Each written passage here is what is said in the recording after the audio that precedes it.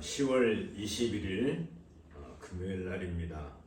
우리가 매주 금요일마다 필리스피 강좌를 하고 있는데 지금은 교회와 사명을 주제로 해서 강좌가 진행되고 있고요. 교재는 교회와 사명이라는 이 책을 교재로 삼고 공부합니다. 오늘은 115쪽부터 우리가 공부하도록 하겠습니다. 우리 함께 기도하겠습니다. 하나님께서 오늘도 우리를 또 기억하시고 이 자리에 불러주심을 감사드립니다. 주님의 은혜 가운데서 저희가 이 땅에 산다는 것이 얼마나 복되고 아름다운 일인지 알 수 없습니다. 이 시간에도 우리들에게 은혜를 주시고 주의 말씀에 대해서 더 잘 알고 익힐 수 있도록 함께 해 주옵소서. 예수님의 이름으로 기도합나이다. 아멘. 우리가 지금 교회의 좌표라고 해서 교회가 어떤 위치에 서 있는가 하는 것들에 대해서 이렇게 생각하고 있는데, 그렇게 하는 이유는 우리 교회의 가장 그 특성을 먼저 살펴보고 그것을 중심으로 해서 우리가 나아가야 될 길을 함께 생각해 보고자 하는데 그 목적이 있는 것이죠. 우리가 지난 시간에 생각한 것은 교회의 거룩성에 대해서 생각했습니다. 교회의 거룩성이라는 것은 구별했다. 구별.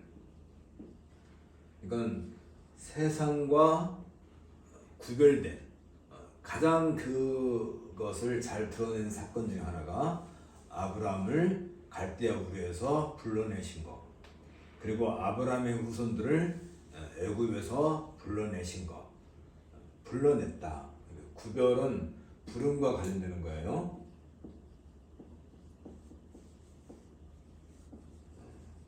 하나님께서 우리를 불러내셨다. 이게 참 놀라운 일이고, 우리는 이 부분에 대해서 특별히 늘 감사해야 되죠. 특별히 이 구별했다는 가장 큰 특성 중에 하나가 세례 성찬. 근데 이 구별했다는 말의 가장 큰 그 특성은 거룩이라고 했죠. 거룩이라는 것은 구별해냈다, 불러냈다. 교회라는 이름 자체가, 교회라고 하는 그 이름 자체가 에클레시아, 또 구약에서 이제 콜이라고 하는 그 의미로서 칼이라고 할 때 그것은 불러내는 거죠. 어떤 특별한 목적을 가지고 모인 무리. 그런데 거기에 특별히 여기에 하나님 구별하는 것은 특별히 여기서 하나님의 섭리,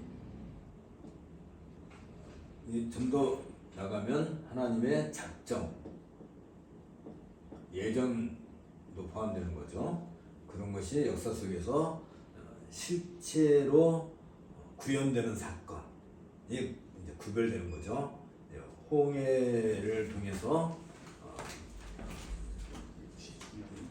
갈라지고 또 건너가고 하는 그 모든 것들 구별했다는 것을 얘기하는 것이고, 특별히 이 구별했다는 것은 우리는 한 개개인의 사건으로도 얘기할 수 있겠죠. 개인 한 사람 한 사람을 얘기하지만 이것은 늘 어떤 집단으로 가는 성격이 있단 말이죠. 집단. 그게 바로 교회죠. 어떤 구약으로 말하면 이스라엘 국가, 이스라엘 민족, 이스라엘 국가, 그리고 우리가 말하는 교회라고 할 때 집단성을 가지는 거예요. 그러니까 하나님께서 나를 구원하시기 위해서 나를 이렇게 불러내셨다, 부르셨다 한다면 나 혼자만 부름을 받고 끝나는 게 아닌 거죠. 그럴 것 같으면 구태여 세상의 역사를 이렇게 오래 끌고 갈 이유가 없는 거죠. 하나님께서 한꺼번에 온 인류를 쫙, 뭐 우주가 얼마나 넓어요? 뭐 지구만 있는 게 아니니까 다 한꺼번에 창조하시고 그래서 다 불러내버리고 천국으로 바로 가면 되지. 이렇게 긴 역사 속에서 이렇게 하는 이유 중에 하나는 이런 의미가 있는 거죠.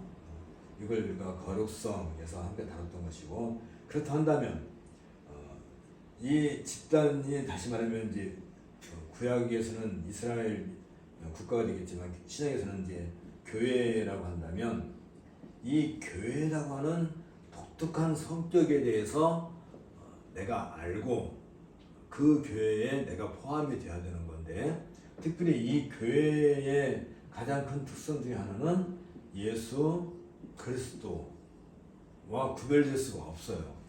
예수 그리스도 자신이 이 교회를 세우시는 가장 근거가 되고, 왜냐하면 하나님께서 선택한 그의 백성들을 그리스도와 연합하여서 한 몸을 이루게 하셨다는 점에서 한 몸이란 말이죠. 한 몸. 한 몸이라고 하는 이 큰 특성을 우리가 놓쳐서는 안 되는 거죠. 우리가 골로새서라든지 빌립보서에서도 우리가 공부를 했지만, 이 그리스도는 세상에서 가장 높으신 분 뿐만 아니라 온 우주에서 가장 높으신 분으로서의 그 그리스도의 그 승귀하신 모습을 우리가 늘 담아, 우리가 그 안에 포함되어 있단다면, 우리는 이 몸을 이루는 지체로서 그리스도와 함께 최고의 뭐라고 해야 되나요? 이 세상으로서는 감히 범접할 수 없는 그런 위치에 서 있다는 점을, 이 거룩성을 얘기할 때 우리가 여기서 자꾸 오해하기 쉬운 게 뭐냐면, 나만 거룩하면 된다, 그런 생각을 하면 안 되는 거죠. 나는 죄인이고 나는 하나님의 은혜로 구원받았을 뿐이지, 내가 거룩한 게 아니라 거룩하신 그리스도의 몸인 교회에 내가 엿붙여 이렇게 연합되어 있고 접붙여 있는 상태죠. 접붙인다, 그런 상태로서 얘기하는 거란 말이죠. 그러니까 거기에는 뭐 예수님께서도 이렇게 비유로 말씀하셨지만, 포도나무가 있다면 이 포도나무에 이제 가지가 이렇게 나오잖아요. 이 포도나무에 붙어 있을 때, 이렇게 연결되어 있을 때 여기서 이제 열매가 맺히는 것이지, 이게 단절돼 버리면 여기서 열매가 맺을 수 없는 거잖아요. 그러니까 이 자체, 그리스도의 몸에 연결되어 있는 이 상태를 갖다 우리는 교회라고 한단 말이죠. 각 시대의 교회. 거기에 이제 포도 알맹이가 있다면 그게 우리가 되겠지. 어떤 알맹이가 있다 한다면. 그러니까 이런 부분도 우리가 늘 이렇게 교회의 어떤 성도들이 늘 조심해야 될 것은 뭐냐면, 항상 우리는 이 구원과 관련해서 늘 나만 연결시켜요. 개개인으로서만 이야기를 한단 말입니다. 그게 아니고, 개개인으로 얘기할 때는 세례를 받을 때에 각각의 신앙 고백을 확인할 때는 그게 의미가 있지만, 이미 성찬으로 넘어갈 때는 이건 집단이란 말이죠. 어떤 단체가 구성되어 있어서 성찬을 행할 때, 물론 요즘에는 뭐 혼자 밥 먹는 혼밥 시대니까 혼자 밥 먹을 수도 있겠지만, 그게 아니라 성찬에 참여한다고 할 때는 늘 이런 교회의 특성으로 생각해야 되고, 한 교회가 그리스도의 몸에 연결되어서 한 교회가 어떻게 가지를 뻗쳐나가고 더 많은 열매를 맺을 것인가, 늘 이런 얘기를 해야 되는 것이지, 한 개개인의 구원에 대해서 집착하게 되면 그게 바로 이제 구원파가 되는 거죠. 너 구원 받았니? 나 구원 받았다. 뭐 이런 그 맨날 몇 시에 구원 받았니? 뭐 또 너 구원의 확신이 뭐 있느냐 없느냐 뭐 이런 이야기들 그런 얘기가 아니라 내가 이 교회에 제대로 말하자면 그리스도의 몸인 교회에 연결되어 있는 포도 가지로서 열매를 맺히는 것이 중요한 것이지 한 개개인의 또 이렇게 얘기하면 또 자칫하면 이제 무슨 문제가 야기되냐면 반율법주의가 되는 수도 있어요. 말하자면 교회가 거룩하니까 나는 이미 구원 받았으니까 이제는 뭐 내 마음대로 살겠다 뭐 그런 사람이 없겠지만 충분히 역사 속에서 보면 그런 사람들이 있었단 말이죠.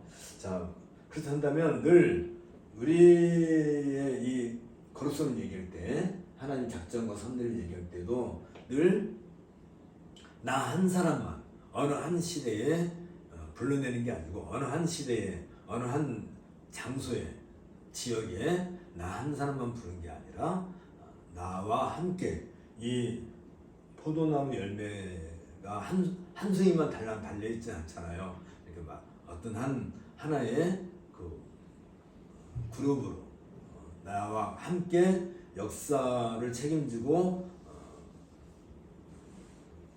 교회를 이루기 위한 그런 동무들을 식구들을 주셨다 한다는 것을 염두에 둬야 되는 거예요. 그게 없이 나만 달랑 구원받았다, 나랑 같이 교회를 이룰 사람이 없다 한다는 것은 역사선상에서 굉장히 위기 상황일 거예요. 그런 경우는 거의 없겠죠. 그렇지만 우리가 늘 그런 부분에 있어서 하나의 교회를 이루게 되고 교회의 지체로 되어 존재한다는 것은 굉장히 중요한 일인 거예요. 우리가 거룩성을 얘기할 때 거기까지 나가는 거예요. 그리스도의 몸으로서의 교회. 그 다음에 그렇다 한다면 이 교회의 특성 중에 또 하나가 뭐냐면 이제 오늘 우리가 이제 공부할 게 115페이지인데 교회의 통일성이에요.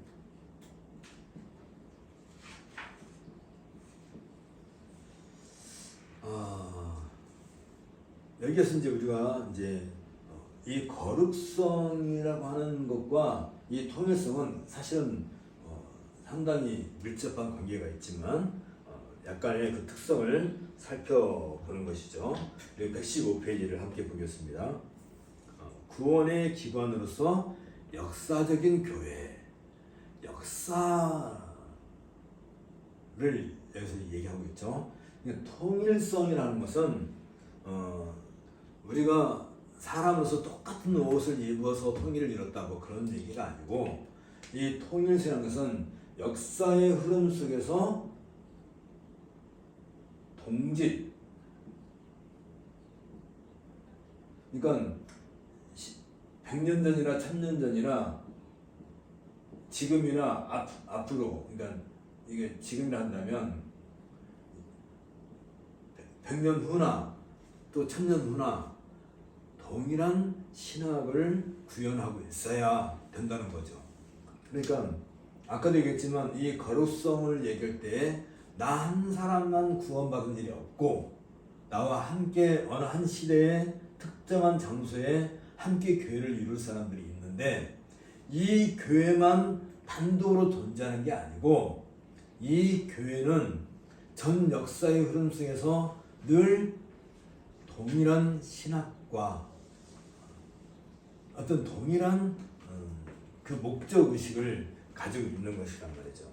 자, 그걸 잠깐 보겠습니다. 115페이지.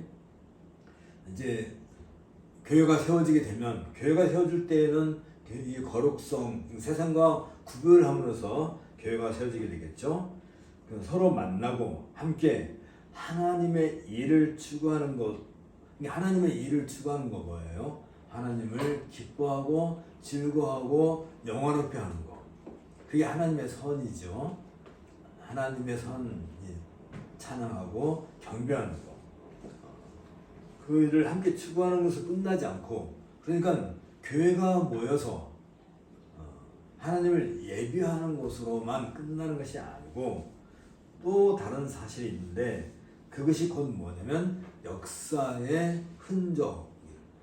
야, 이게 굉장히 중요한 어떤 역사라고 하는 것은 이게 선이 있는 게 아니죠. 사실은 많은 교회들이 존재해오고 존재해 왔는데 어느 시대의 특성한 장소에 이렇게 존재해 왔는데 이 흐름을 쭉 연결시켜 나가는 것이 역사란 말이죠. 역사. 우리가 많은 사람들이 오해하기 쉬운 게 뭐냐면 역사는 어떤 특별한 사건들을 열거하는 것을 갖다가 역사라고 오해하기 쉬워요. 왜냐면 우리가 역사를 공부할 때 그렇게 배웠거든요. 역사를 공부할 때 어떤 사건들 무슨 병자호란 임진왜란 이런 어떤 그 사건들 중심으로 역사를 쭉 이렇게 이해하다가 보니까 우리는 그런 이벤트가 계속 역사 속에서 있었겠지만 그것을 관찰하고 이해하고 해석하는 데 있어서 늘 어떤 게 작용하게 되면 힘이 작용돼요. 힘 있는 사람들에 의해서 역사가 기록되고 그 앞에 어떤 역사가 있다 하더라도 힘 있는 사람에 의해서 그 역사가 지워져 버리죠. 그렇다 보니까 우리는 위인전 하게 되면 꼭 그런 사람들을 위인으로 생각하게 되고 그런 사람들에서 역사가 이루어진 것처럼 오해하게 돼요. 그러나 세상의 역사를 가만히 살펴보면은 결코 그렇지 않다는 것을 우리는 보게 되는 거예요. 어떻게? 그 역사의 흐름 속에 도도하게 흘러가고 있는 어떤 역사가 있어요. 그게 뭐냐면 하나님의 주권. 역사라고 하는 것에는 하나님의 주권에 대해서 굉장히 우리가 세심하게 살펴볼 필요가 있는 거죠. 그러니까 우리가 살고 있는 이 시대의 역사라고 하는 것을 단편으로 딱 쪼개서 보면 이게 눈에 잘 보이지 않죠. 그러나 전 역사의 흐름을 쫙 펼쳐서 이렇게 보는 거. 거기에 역사의 어떤 큰 특성이 나타나는 거예요. 그 주권, 하나님의 주권이 역사선상에서 이루어지는 걸 그래서 우리는 하나님의 경륜이라고 한단 말이죠. 경륜. 제가 여러 번 얘기했습니다. 경륜이라는 말은 오이코노미아. 우리가 이코노미라고 하는 이게 경제라는 말도 사실은 이 오이코노미아에서 온 말인데 오이코노미아라는 것은 하나의 가정을 세워나간다. 하나의 가문을 세워나간다는 그런 뜻도 가지고 있는데 이 역사를 통해서 하나님께서 하나님의 나라를 세워나가는 그 자체를 가리켜서 경륜이란. 그러면 여기에 가장 크게 나타나는 특성 중에 하나가 뭐예요? 하나님의 나라라고 하는 The Kingdom of God. 하나님의 나라라고 하는 큰 특성이 늘 역사 속에 담겨 있는 거예요.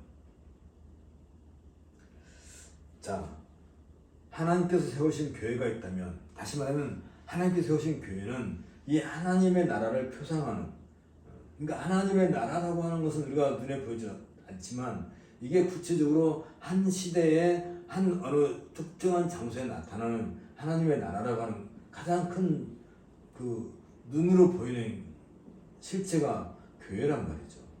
교회의 역사인 거예요. 그래서 하나님께서 세우신 교회가 있다면 분명히 거기에는 역사의 자취가 있기 마련이다. 다시 말하면 한 교회의 역사, 무슨 교회 50년사, 100년사, 200년사, 우리나라 같은 경우는 지금 한 교회가 들어온 지가 한 150년 정도 되니까 150년사 그 얘기를 하는 게 아니라 수많은 교회들이 역사선상에서 계속해서 세워지고 없어지고 세워지고 없어지고 그런 거잖아요. 뭐 요한계시록에도 7교회가 등장하는데 뭐 그 교회가 지금까지 있지는 않잖아요. 그런데도 불구하고 그런 교회들의 끊임없이 여선상에서 사람도 마찬가지잖아요. 내가 이 세상에 태어나면 뭐 천년 만년 사는 게 아니잖아요. 나도 때가 되면 죽는 날이 오는 것처럼 교회도 그런 거예요. 교회도 한번 세워지면 그 교회가 천년 만년 계속 그 교회가 갈 수도 하겠지만 보통 교회도 나름대로의 어떤 그 특성 때문에 교회도 사라지는 날이 오는 거예요. 그 이상하게 생각할 게 아니라 사라지는 거예요. 그게 어느 사명을 수행함에 있어서 그것을 성취하면 그 교회도 사라지는 것이지 그 교회가 한 교회를 얘기하는 게 아니란 말이죠. 우리가 말할 때 역사라고 할 때는 그런 수많은 모래알과 같은 수많은 교회들이 역사 속에서 존재하고 있다는 어떤 흐름을 얘기하는 거예요. 그래서 이 역사의 어떤 큰 특성을 놓고 볼 때 내가 지금 존재하고 있는 이 교회와 10년 전, 100년 전, 1000년 전, 2000년 전에 있었던 그 교회가 늘 동일한 어떤 신학적인 성격을 가지고 있다는 점에서 통일성이라고 그래요. 그래서 우리는 초대교회의 역사를 관찰하고 살펴봄으로써 그 시대에 속한 성도들의 신앙과 우리의 신앙이 같다는 사실을 발견할 수 있는 거예요. 그들이 남겨놓은 발자취가 지금도 선명하게 이 성경에 기록돼서 남아있기 때문에 우리의 지금 발걸음을 인도해가는 어떤 이정표가 된 거예요. 그러니까 이 출발점, 어디에서 출발해 왔다 하는 이 역사의 흐름, 여기에 수많은 교회들이 흘러왔다는 것이잖아요. 앞으로도 마찬가지고. 그런 발자취, 그들이 이뤄놓은 어떤 발자취가 다음 세대 사람들에게는 훌륭한 이정표가 되는 거죠. 겨울에 이렇게 산에 올라가면 무슨 산악회라고 해가지고 나무에다가 이렇게 리본을 많이 달아놓잖아요. 길을 잃어버리지 않도록 하기 위해서. 그러니까 우리가 살아가는 이 삶의, 우리 교회가 살아가는 어떤 삶의 흔적이 그 역사에 그 리본처럼 달려있는 거란 말이죠. 어떤 등산로에 가면. 그래서 다음 세대의 교회가 그걸 바라보고 그 길을 찾아가는 것처럼. 그렇게 멀리 가지 않더라도, 다시는 초대교회 같이 멀리 가지 않더라도 500년 전에 그 16세기 종교개혁 시대에 칼빈의 사상을 보게 되면 그 신학이 우리와 맥을 같이 하고 있다는 것도 우리는 알 수 있는 거죠. 뿐만 아니라 우리가 그의 신앙과 신학을 뒤따르고 있음을 우리는 명백히 고백할 수 있어야 되고 알고 있어야 되는 것이고, 어느 누가 칼빈의 생애와 사상을 그렇다 해서 제대로 가르쳐주지 않았다 할지라도 이미 교회에, 이 역사의 흐름 속에 있는 교회에 내가 교회의 어떤 교회의 분자로 소속되어 있다 한다면 우리는 특별히 내가 칼빈을 공부하지 않아도 그런 사상을 내가 공유하고 있어야 되는 거죠. 그래서 이것을 가르쳐서는 교회의 통일성이라고 하는 것이고, 이게 참된 교회의 모습이어야 된단 말이죠. 그런 점에 있어서 이 교회는 역사와 결코 분리돼서는 안 되는 거예요. 이 역사의 흐름이 있는데 역사의 흐름과 전혀 상관없이 우리 한 교회만 존재한다? 있을 수가 없는 거죠. 아까 우리가 집단에 한 개개인은 존재하지 않고 한 집단, 교회에 내가 소속되어 있는 것처럼 이 교회도 마찬가지예요. 한 교회도 역사의 흐름과 전혀 동떨어진 그런 모습으로 한 교회가 존재하지 않아요. 할 수가 없어요. 그런 것을 가르쳐서 우리는 뭐라고 하냐면 이단, 사이비라고 하는 거란 말이죠. 그러니까 이런 역사의 의식도 없고 역사의 흐름도 없고 우리가 고백해왔던 신앙 고백, 다시 말하면 이 교회가 고백하고 있는 신앙 고백이 역사 속에서 한 번도 검증된 적도 없고 그런 역사적인 신앙 고백과 아무 연관도 없이 동떨어진, 그래서 내가 감람나무다, 내가 감람나무다, 내가 하나님의 아들이다. 요즘은 또 뭐 하나님 아버지도 등장하게 되고 또 하나님 부인도 등장하게 되고,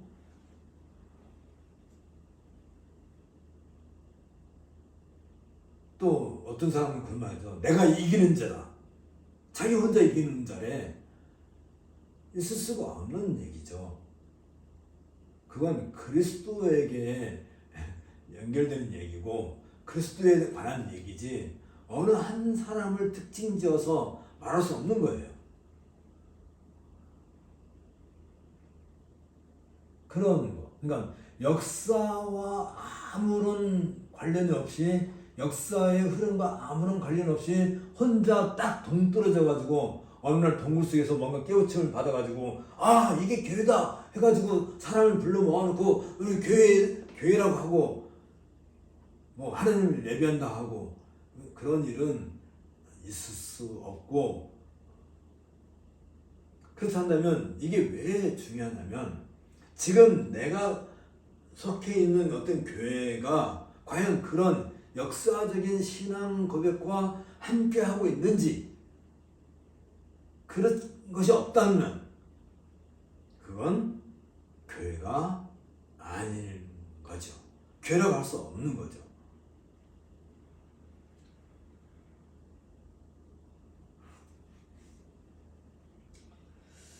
그래서 역사로서 남아있는다는 것은 역사의 흔적을 내가 새겨놓는 일이기도 하지만, 이것은 그동안 걸어온 발자취가 있어야 되는 것이지.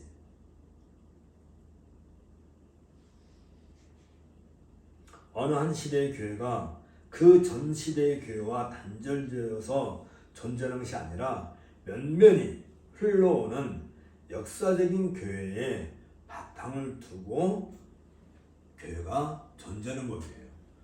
포도나무가 있으면 그 가지가 쭉 흘러서 이렇게, 물론 여러 가지가 있겠죠. 여러 가지가 있긴 하지만 그렇게 흘러나오는 것이고, 이게 열매가 맺혀지고 이게 한 교회로서 이렇게 존재하게 되는 것이지, 이 흐름이 있는 것이지, 이게 단절되어서 한 교회만 존재하지 않는다. 그런 것을 기억해야 돼요.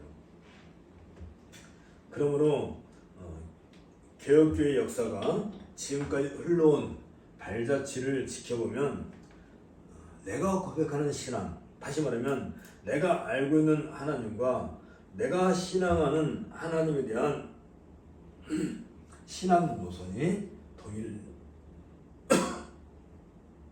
동일해야 되겠죠. 그렇지 않고 지금 내가 알고 있는 하나님과 신학적인 지식이 지금까지 교회가 지니고 가지고 있어왔던 그 흔적, 역사적인 자취와 비교해볼 때 전혀 다르다든지 엉뚱한 것이라면 그와말로 아주 심각한 문제란 말이죠. 그러므로 지금 우리가 가지는 그 신앙의 노선과 삶의 모습, 그리고 하나님을 섬기는 방법, 이건 다 예배와 관련되는 것들이죠.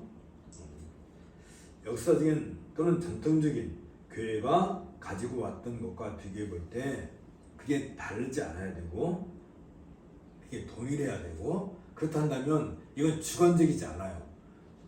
이게 가장 잘 드러나는 게 뭐냐면 예배의 원리, 또 예배의 형태를 보면 이 교회가 그런 역사적인 흐름 속에서 함께 해온 교회인지 아니면 전혀 다른 교회인지 어디서 나타난다고요? 예배를 통해서, 예배를 보면, 예배의 모습을 보면 그게 드러난다는 말이죠. 그리고 지금 우리가 예배하는 이 모습이 우리만 독특한 것이 아니고 전 역사의 흐름 속에서 그런 모습을 확인할 수 있어야 되는 거죠. 그런 면에서 객관적이란 말이죠. 어떤 교회가 있는데 우리는 비냐도 찬양 집회를 한다. 굉장히 위험한 그렇죠? 굉장히 위험한 거죠. 역사적인 전통과 아무런 상관이 없이 다른 것은 몰라도 초대교회의 신앙은 성경에 기록되어 있다. 성경에 기록되어 있다는 것은 이건 절대로 빼도 박지 못하는 아주 완벽한 거예요. 이건 계시로 주어진 사건인 것이지. 초대교회의 모습은 하나님께서 교회는 이래야 된다라고 명백하게 역사 속에 기록해 놓은 말뚝을 박아 놓은 확실한 징표이기 때문에 이건 결코 지울 수 없는 거예요. 그래서 그들의 예배 형태를 바라보고 그들의 삶의 형태를 바라봄으로써 그것을 기준으로 삼아서 우리가 전제해야 되는 것이죠. 내가 중생했고 하나님을 알았고 신앙하고 있다면 예수 그리스도께서 보여주신 삶의 모습과 내 삶의 모습이 닮아야 되는데, 특별히 교회의 삶을 통해 하나님 나라를 드러내었던 초대교회와 그 모습을 같이 하고 있어야 하는 거란 말이죠. 그런 것과 관련 없이 나 혼자 예수를 잘 믿고 나 혼자 신앙생활 잘하겠다, 또 우리 교회만 아주 독특한 교회로 존재한다, 이런 건 있을 수 없다는 거죠. 왜? 교회는 역사성을 가지고 있기 때문에 그런 거예요. 초대교회에서는 예수님께서 가르치신 그 삶이 분명히 나타나는데, 그들의 삶이 나와 무관하다면, 또 우리 교회와 무관하다면 우리는 그 점을 주의해서 늘 살펴봐야 되는 거죠. 그뿐만 아니라 특별히 우리가 언급하지 않아도 우리가 고백하는 이 교회의 신앙 고백은 초대교회를 건너서 구약의 교회까지도 연결되어 있는 거예요. 그러니까 우리가 구약을 공부하고 또 예배신의 구약을 설교하는 것도 다 이와 같은 면에서 동일한 그 신앙의 흐름. 그래서 광야시대 교회, 사사시대의 교회, 이스라엘 왕국시대가 보여준 교회적인 삶의 모습은 그게 다 하나님의 나라와 연결되는, 하나님 나라를 세워나가는 것과 늘 함께 가는 것이기 때문에, 물론 이 하나님의 경륜이라고 하는 것은 어느 한 시대에만 드러나는 게 아니잖아요. 역사 속에서 쭉 연결되어 왔기 때문에 이게 달라지지 않는단 말이죠. 하나님의 경륜이라고 하는 그 특성이 아브라함 시대에 다르고, 모세 시대가 다르고, 또 사사 시대에 다르고, 초대교회 시대에 또 달라지고, 정교교회 시대에 또 달라지고, 지금 우리 시대에 또 달라지나요? 이게 달라지지 않아요.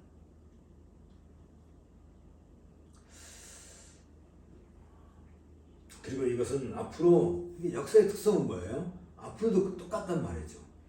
10년 뒤, 100년 뒤 우리가 가지고 있는 이 신앙이 그들에 의해서 확인될 때 늘 동일한 그런 신학을 가지고 있는 거죠. 117페이지. 구약교회에서나 초대교회에서나 정교교회 시대에 있어서나 지금 우리의 신앙이나 장차 후진들이 고백하는 신앙이나 항상 그 맥은 통일되어 있어야 하는 것이죠. 각 시대마다 신앙 고백이 달라지지 않는다는 거죠. 우리가 살고 있는 이 삶의 현장이라는 것은 역사 안에서 중요한 위치를 차지하고 있습니다. 우리라고 하는 것은 교회를 얘기하는 거죠. 이 삶이 역사에 기록될 만한 것이야죠. 물론 우리가 속해 있는 한 교회 역사가 이 세상 역사에 기록될 리는 없겠지만, 이 구속사, 이 역사, 하나님의 경륜이 흘러가는 이 속에는 명백하게 한 교회로서 존재하는, 그게 하나의 이정표를 세우는 그런 것이죠. 이것이 중생한 사람들의 삶인 것이고, 중생하지 않은 사람들은 이런 일에 관심을 가질 필요도 없고 역사에 대한 책임도 없는 거예요. 중생하지 않은 사람들이 역사에 어떤 책임의식을 느끼지 않죠. 지금 내가 잘 먹고 잘 살고 이게 성공하고 명예를 드높이는 것이 중요한 것이지, 히틀러가 역사 앞에서 어떤 책임의식을 가지고 그렇게 살지 않았단 말이죠.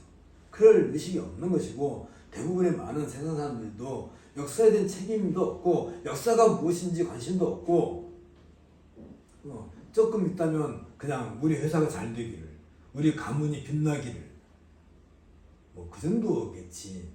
전 역사의 흐름, 전 역사를 경영하시는, 오이코노미 하시는 하나님의 경륜을 이해하고 그 경륜을 따라 살겠다는 그런 역사 의식 자체가 없는 거예요. 그러니까 이 순간에도 수많은 이단들, 사이비들, 그뿐만 아니라 기성교회가 됐든지 무슨 뭐 이상한 교회들 되게 많죠.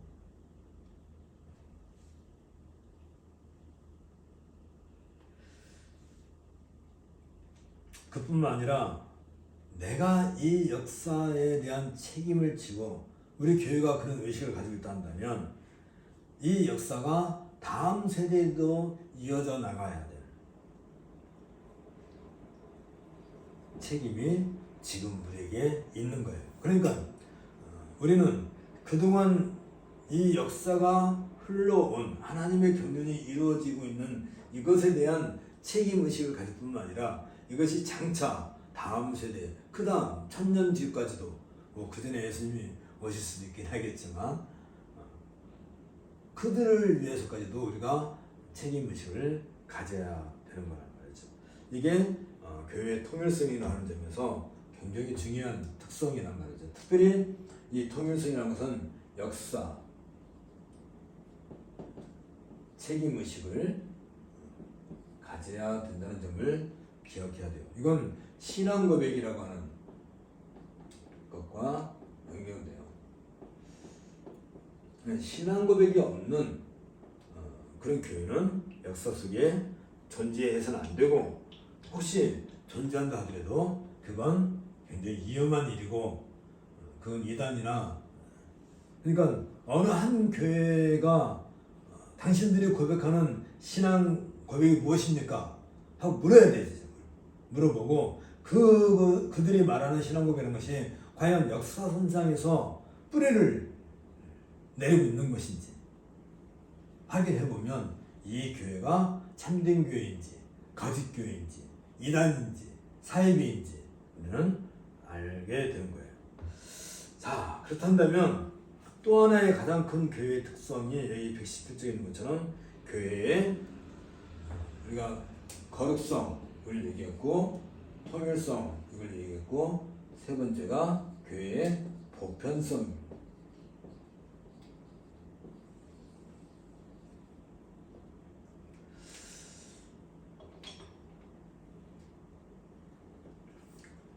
자, 그렇다면 우리는 거룩성은 세상과 구별된다는 점에 있어서, 그래서 교회를 세운다는 하나의 큰 흐름 속에서 이해했다면 그 거룩성의 근거에서 통일성, 같이 가는 거라고 그랬죠. 통일성, 역사의 특성을 살펴보고 신학적인 통일을 이루어가는, 다시 말하면 신앙 고백에 동일한 신앙을 고백하는, 그리고 그것에 대한 책임의식을 갖는 것이란다면, 그래서 구약시대나 신약시대에 있어서나 혹은 중세교회의 시대나 오늘날 우리 시대에 있어서 이와 같이 한 맥을, 말하자면 통일성을 이룰 수 있는 어떤 원동력이, 그런 바탕이 도대체 어디서 나오는가?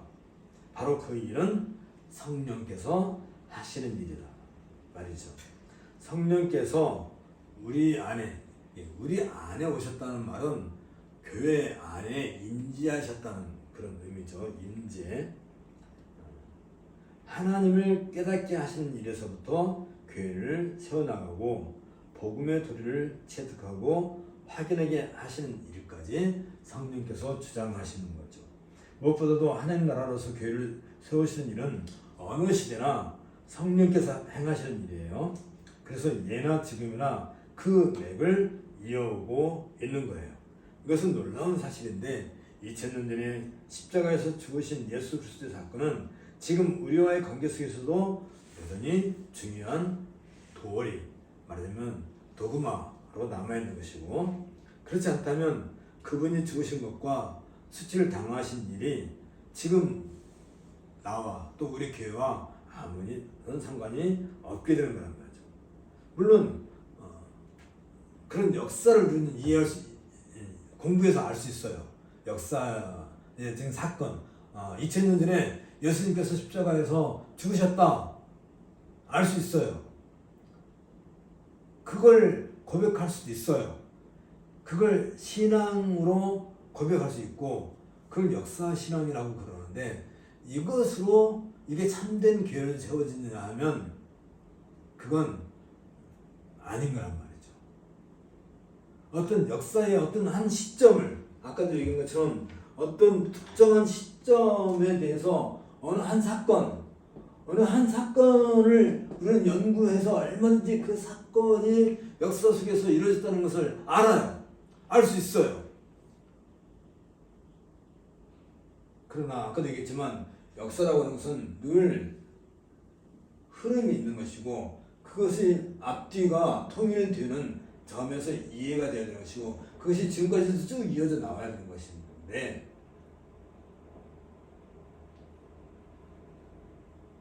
그러지 않고 그냥 사건으로만 내가 알고 있다 한다면, 그게 어떻게 보면 통일성이 있는 것처럼 보이지만 자세히 보면 앞뒤가 문맥이 없는 거죠.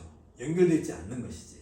말하자면 우리가 대하소설을 읽는데 1권에서 뭐 10권 대하소설이 있다 한다면 1권에서 한 페이지를 쭉 찢어서 읽고, 그래서 2페이지에서 2권에서 또 한 페이지를 아무 데나 쭉 찢어서 읽어. 그렇게 해가지고 뭐 다 읽으면 그게 대하소설 다 읽은 거예요?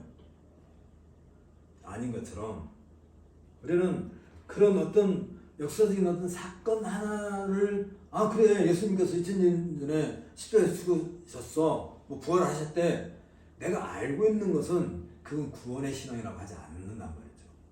또 예수님께서 뭐 어떤 기적을 행하셨다, 뭐 안진매를 일으키셨다, 뭐 풍랑을 잠잠케 하셨다, 뭐 죽은 자를 살리셨다, 그래, 알아. 그것을 아는 것으로서 우리는 구원의 신앙이 가지 않아요. 그게 아니라 이 거룩성과 통일성의 근거에서 어떤 사건을 앞뒤 문맥에 따라서 제대로 바르게 이해하고 해석하는 데까지 들어가야 돼요. 그런데 그 일을 누가 하시냐면 성령께서 하신단 말이죠. 그 일을. 예수님께서 십자가에서 그렇게 죽으셨다, 그걸 내가 아는 것을 끝나지 않고 그것에 대한 역사선상에서 이루어진 그 모든 흐름이, 다시 말하면 이게 어디까지 흘러가야 돼요? 구약에까지 가서 말하자면 말라기 선지자, 또 이사야 선지자, 또 뭐 엘리야 선지자 쭉쭉쭉 올라가가지고 어디까지 올라가냐면 모세 오경, 그리고 아브라함, 그리고 노아, 그리고 아담, 이게 쭉 이어져 와서 십자가 사건이 어떤 의미가 있는가를 깨달아야 이게 의미가 있는 거란 말이지. 그렇지 않아요? 그냥 예수님이 십자가에 못 박혀 죽으셨대, 그걸 아는 것이 무슨 의미가 있냐고요. 전 역사의 흐름 속에서 그 일이 왜 이루어지지 않으면 안 되었는지, 왜 예수님께서 어린 전에 오셔가지고 십자가에서 죽지 않으면 안 되었는지, 그게 에베소서 우리가 1장에서 공부한 것처럼 하나님께서 이미 세상을 만들기, 창조하시기 이전에 하나님과 성자와 성령 사이에서 이루어진 약속에 의해서 성취되었다는 거기까지 나아가지 않으면 그건 아는 게 아니란 말이죠. 그걸 알게 하시는 분이 바로 성령이세요. 구원의 신앙은 이 118페이지 가운데 구원에 이르는 신앙 따로 있는데, 이걸 우리는 구원의 신앙이라고 하는데, 그것은 우리의 삶이, 우리 교회의 삶이 이런 역사선상에서 늘 동일한 어떤 일치성을 이루어야 되는데, 그건 역사의 통일성뿐만 아니라 우리가 갖고 있는 어떤 신학적 지식에 있어서도 모두가 다 동일한, 그래서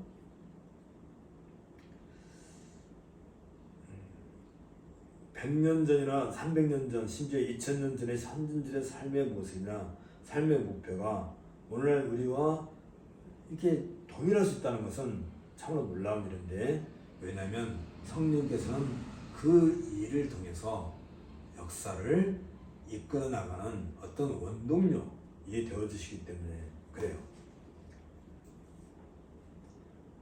이것은 우리가 구체적으로 살펴볼 필요가 있는데, 여기 119페이지에서 이와 같이 교회에 대한 여러 가지 가르침을 통해서 우리 교회가 궁극적으로 나가야 할 모습을 할 수 있는데, 에베소 1장 8절에서 읽은 것처럼 하나님의 영광에 참여하는 것이 일단 교회의 궁극적인 목표가 될 것이에요. 이것 때문에 하나님께서 우리를 부르셨고, 그리고 이 소망하는가 우리의 전부예요. 새 나라를 건설하는 것이 지교회의 소망이며 전 역사 교회의 소망인 거예요. 아담도 그랬고 노아도 그랬고 아브라함이나 모세나 이스라엘 백성이나 그리고 예수 그리스도께서 그러하셨고, 나아가 사도들과 종교 개혁자들도 이 소망, 하나님의 영광에 참여, 모두가 하나님의 부르심의 한 소망을 가지고 새 나라, 하나님의 나라를 건설하기 위해서 살아왔고, 오직 영원한 하나님 나라의 건설을 유일한 소망으로 삼아 왔는데, 그리고 하나님은 우리를 하여금 이 나라를 건설하는 것으로 말미암아 하나님의 나라, 하나님의 영광에 참여케 하는 은혜를 우리에게 주신 거예요. 그 하나님 나라의 건설, 하나님의 경륜에 우리가 참여한다는 것은 곧 하나님의 보좌 앞에 친히 참여하는 그 사건이 뭐예요? 성찬식이란 말이죠. 성찬식. 성찬식은 하나님의 보좌 앞에서 하나님과 더불어서 먹고 마시는 것을 기념하는 거잖아요.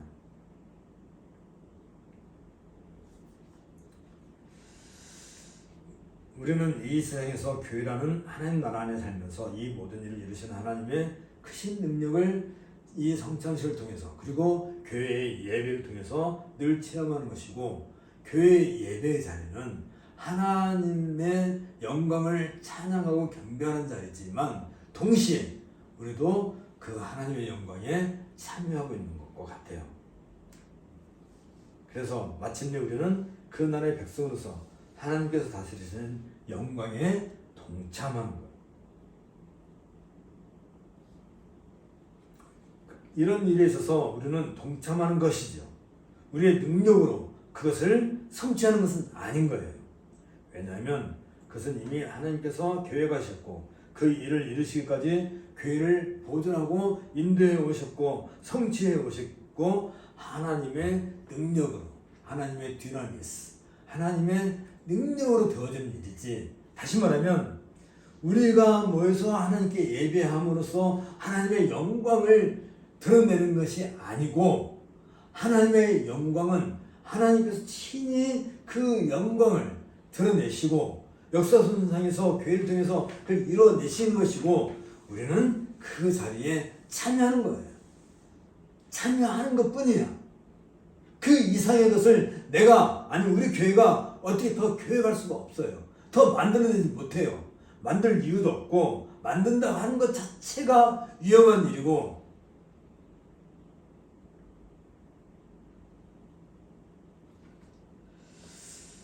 하나님께서 그 교회를 능력으로 이루시는 가운데, 그게 에베소서 2장 1절부터 10절에 자세히 나와 있어요. 그건 이제 우리가 이 거룩성에서 충분히 우리가 함께 공부했던 것이고, 이 모든 그 하나님의 경륜에서 가장 잘 드러나는 것이 뭐냐면 신령하다.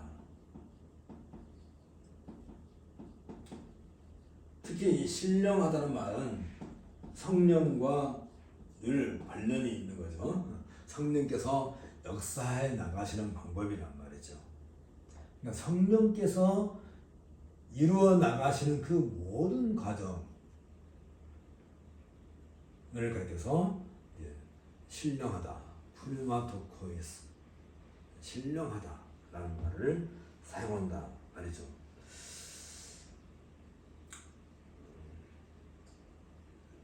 우리가 이 세상을 보면 이 세상은 이 가운데에요. 세상의 법이 있고 질서가 있어서 그 나름대로 삶의 모습이 있고 그 삶을 이끌어 나가는 규율이 이 세상에 있죠. 근데 거기를 가만히 보면 힘 있는 자가 이기고 지혜 있는 자가 출세하는 것처럼 보이는 것이 세상의 법칙이에요. 그러나 교회는 그런 힘이나 지혜나 또는 어떤 캠페인이나 어떤 운동, 무브먼트 이런 걸로 교회가 이루어지지 않는 거예요. 오직 교회는 신령함으로, 다시 말하면 성령의 역사심으로, 그래서 하나님의 능력과 하나님의 통치, 그것이 유일한 에너지가 되는 거죠. 많은 사람들이 교회가 무슨 큰 힘이 있어가지고 벽돌로 건물을 크게 지어놓고 십자가 첨탑을 높이 세워놓고 대형 버스를 사가지고 운행을 해가지고 교회들 실어 날라가지고 그러면 교회가 잘 되는 것처럼 착각하는데 그걸로 교회가 이루어지지 않아요. 그런 식으로 교회가 운영되지도 않아요. 교회는 세상 사람들이 생각하는 것처럼 또 우리가 오해하고 있는 것처럼 그런 방식으로 세워지지 않아요. 그래서 교회는 사람들이 모여서 우리 교회 하나 세우자 해서 교회가 세워지는 게 아니에요. 또 교회는 세상이 무너뜨릴 수도 없어요.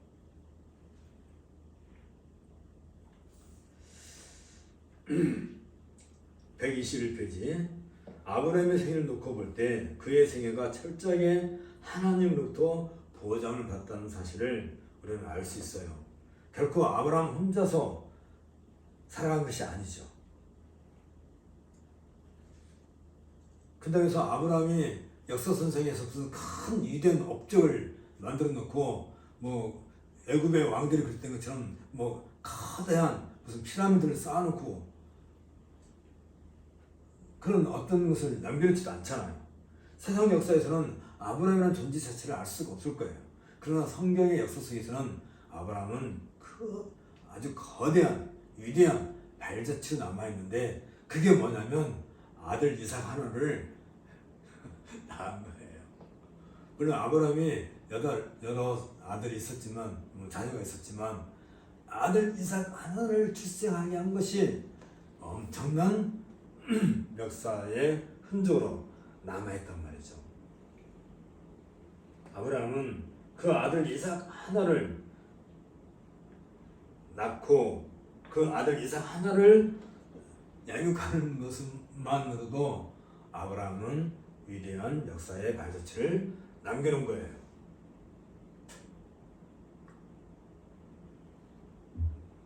그러니까 우리가 창세기 읽을 때 아브라함이 무슨 이상한 일을 자꾸 벌였는데 그걸 자꾸 우리가 이해하는 방식으로 왜 아브라함은 그랬을까? 왜 아브라함은 거짓말을 했을까? 그걸 자꾸 따지면 안 되는 거예요. 아브라함은 자기 생명을 지켜야 돼. 죽으면 안 되잖아요. 이삭을 낳아야 되는데.